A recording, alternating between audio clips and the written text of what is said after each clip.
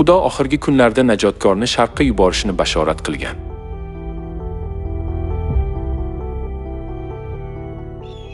Sharqdan yirtqich qushni chaqiryapman. Ha, xohishimni bajaradiganni uzoq yurtdan chaqiryapman. Men o'z aytganimni bajo qilaman. Ha, o'ylaganimni amalga oshiraman.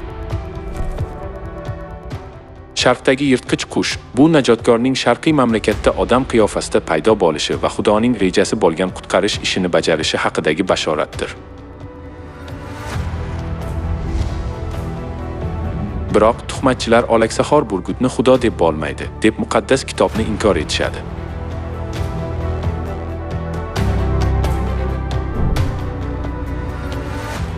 Agar biz muqaddas kitobni o'rgansak, Xudo bizga o'zining xarakterini turli masalalar orqali bilishimizni ko'rishimiz mumkin.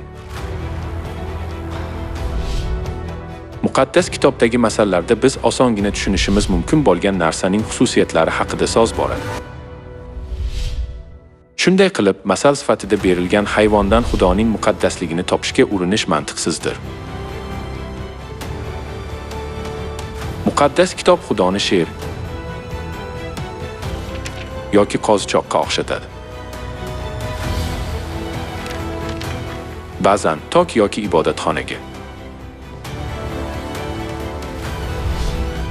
Xudoni olaksa yeydigan hayvonga o'xshatish mumkin bo'lmasa, uni qimirlamaydigan tok yoki ibodatxonaga o'xshatish ham mumkin emas.